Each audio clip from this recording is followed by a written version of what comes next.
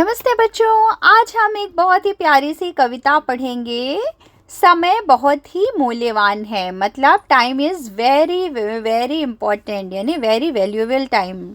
इसे हमें वेस्ट नहीं करना चाहिए। तो चलिए, ये हमने लिया है मिहिर नामक हिंदी की पुस्तक है, हिंदी पाठमाला, और ये क्लास 5 की पुस्तक है। और इसके कवि का नाम है हरि कृष्ण देव सरे। कवि का नाम हमेशा याद रखिए। तो चलिए, वन स्टैंजा हम पहले इस पोएम को पूरा पढ़ लेते हैं, इसके बाद फिर हम इसका अर्थ समझेंगे। चला गया जो समय लौट कर कभी नहीं फिर आता, सदा समय को खोने वाला कर मल पछताता।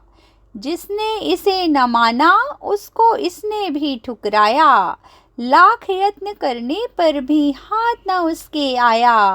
हो जाता है एक घड़ी के लिए जन्म भर रोना, समय बहुत ही मूल्यवान है व्यर्थ कभी मत खोना।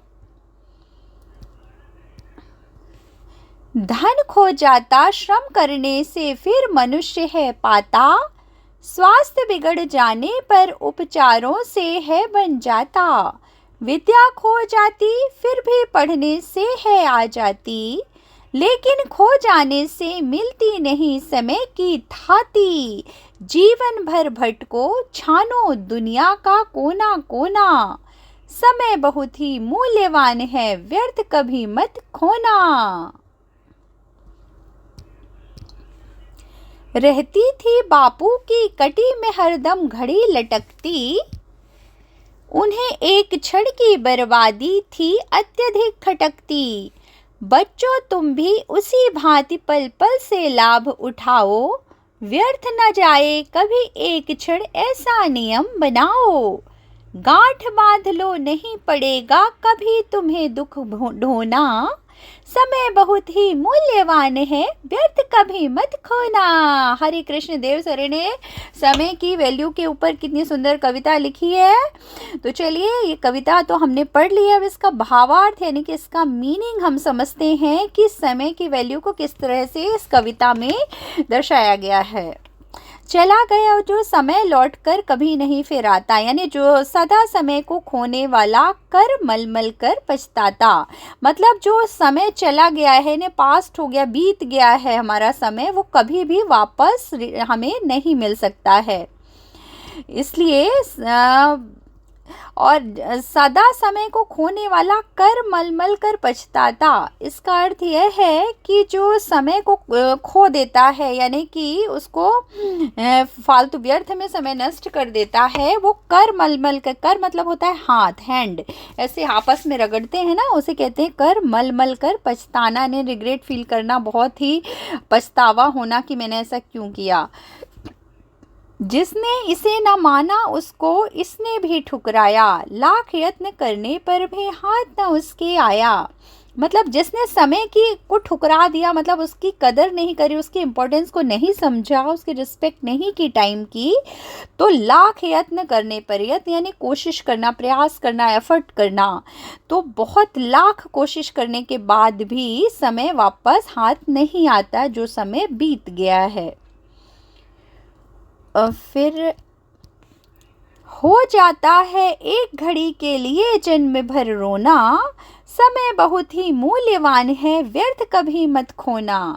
मतलब एक घड़ी के लिए, एक घड़ी जो हमारा एक एक सेकंड इतना कीमती है कि अगर वो हमारे कोई अगर हमें एक क्षण की वैल्यू हम नहीं समझते हैं, तो उसके लिए हमें जन्म भर पछताना पड़ता है। कभी कभी इतना इम्पोर्टेंट टाइम निकल जाता है कि हमें पूरे जीवन उसके लिए रोना पड़ता है, क्योंकि समय बहुत ही मूल्यवान है। इसे व्यर्थ में यानी फालतू में वेस्ट नहीं करना चाहिए, कभी खोना नहीं चाहिए, इसे लॉस नहीं करना चाहिए, फालतू में दुरुपयोग नहीं करना चाहिए।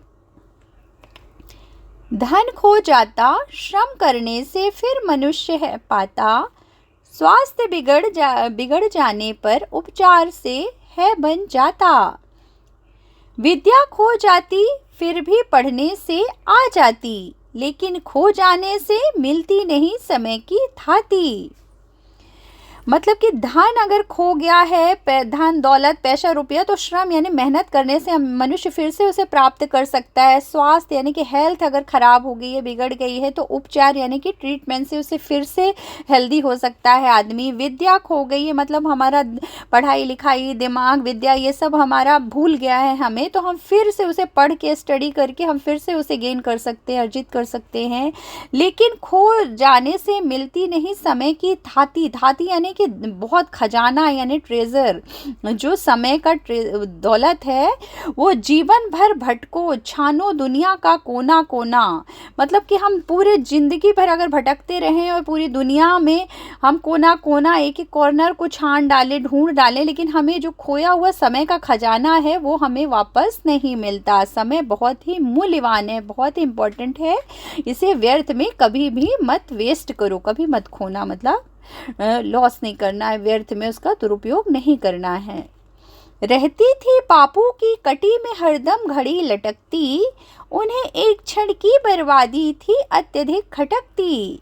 मतलब जो बापू थे हमारे महात्मा गांधी जी, उनकी जो कमर थी, कटी यानी कि होता है कमर, टा में छोटी मात्रा, कटी, कटी यानी कमर में एक घड़ी इस तरह से वॉच लटकती रहती थी।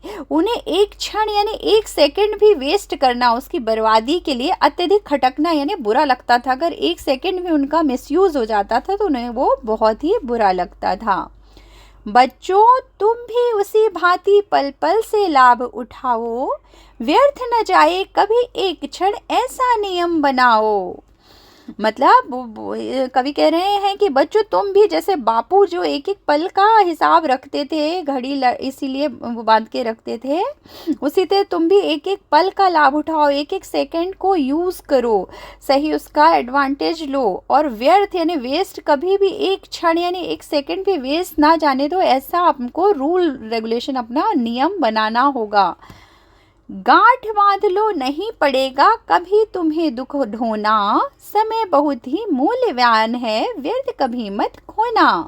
मतलब गांठ बांध लो, गांठ बांधने का अर्थ होता है कि कोई भी चीज को याद रखना, ये एक मुहावरा है, गांठ बांध लो, जो कि इसका अर्थ होता है याद रखना है, कि नोट बांध लो अपने दिमाग में, एक मेमोरी में, कि तुम्हें कभी भी अगर समय की वैल्यू तुम्हें करना है, एक एक क्षण की, इस चीज़ की गांठ बांध लो उसका सदुपयोग करने की, तो तुम्हें कभी भी दुख नहीं ढोना पड़ेगा, यानी कभी भी तुमको मुश्किलों का या असफलता का सामना नहीं करना पड़ेगा, क्योंकि समय बहुत ही मूल्यवान है, व्यर्थ कभी मत खोना।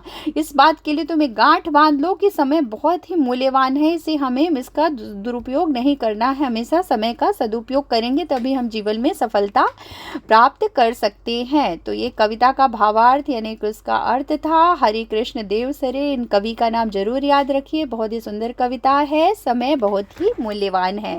तो आप इसे पढ़िए, समझिए। अब हम इसका क्वेश्चन आंसर बाकी का एक्सरसाइज करेंगे अगले वीडियो में। तब तक टेक केयर, बाय बाय।